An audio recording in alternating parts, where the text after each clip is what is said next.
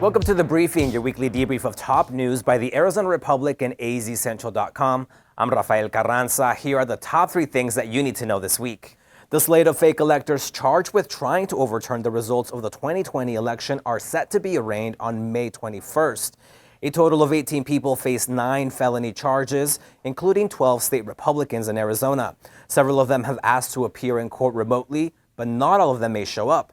The Arizona Attorney General's office said they've had a tough time serving Rudy Giuliani with notice of the charges. House Concurrent Resolution 2060, a ballot referral bill that would criminalize border crossings in Arizona, appears stalled in the legislature for now. Last week, Senator Ken Bennett raised concerns about language in the bill that would leave DACA recipients vulnerable to deportation. All it takes is one vote to kill the bill because of the Republican single-seat majority. The Senate will take up the bill once again on Wednesday. If it passes, it'll head to the House on June 4th. The Supreme Court could decide the future of the Resolution mine that is scheduled to blast portions of Oak Flat, an area considered sacred to Apache and other tribal groups in Arizona. Apache's Stronghold, the grassroots group fighting the construction of the Resolution mine, will turn to the High Court after the full Ninth Circuit panel declined to review the case. The Ninth Circuit cleared the way for the mine in March, ruling that it would not infringe on the Apache's First Amendment religious rights. It's been 15 years since former Arizona Governor Napolitano left office. Current governor and fellow Democrat Katie Hobbs has broken Napolitano's veto record, leading a divided state government. Arizona Republic reporter Stacey Barchinger sat down with the former governor to discuss her approach to bipartisanship and governance.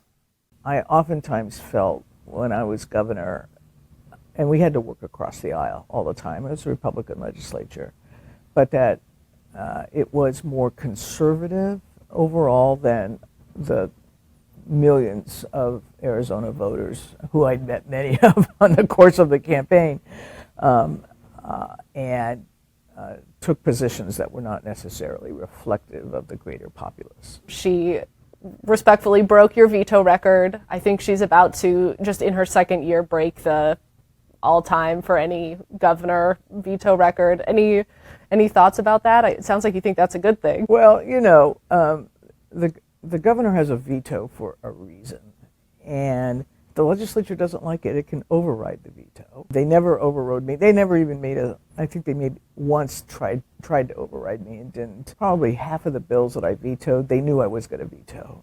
We called them veto bait. They just wanted to get me on record or what have you. I'd veto the bill, and then we'd get down to some serious negotiation. And I suspect with Governor Hobbs, it's the same dynamic.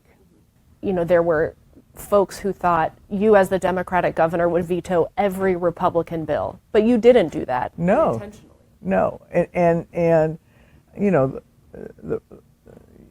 you can't, and you really shouldn't unless they're all uniformly nuts, and they're not. Just partisanship of today, people are so in their silos, in their views. How do you think that affects divided government politics in Arizona? Doesn't help. A legislature and a governor are like a big family, and you're going to have family members you don't like. You have family members you're really close to. When you translate that into a legislature and a governor, you're not going to agree on everything. You can't. But how do you resolve family squabbles? Somebody gives a little, somebody gets a little. What's happened today in American politics, and I think Arizona politics is no different, is that the notion of an underlying idea, and the idea here I would suggest is the idea that we are here to govern for the people of Arizona, has kind of crumbled. So little fights become big fights. Things that should be negotiable become non-negotiable. And it makes the whole thing much more difficult. Check out Stacey's full interview and accompanying story on Napolitano at azcentral.com or find us on social media. The Arizona Republic. Here for it. Are you?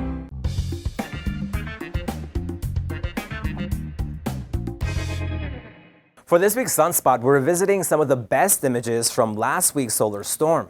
The northern lights were visible for several nights from large parts of the globe. Here are some of the stunning images of the aurora borealis in the Sonoran deserts shared on social media.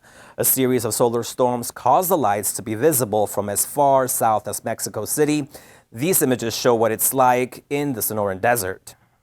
Thank you for joining us on The Briefing, your weekly debrief of top news by the Arizona Republic and AZ Central. Have a great week.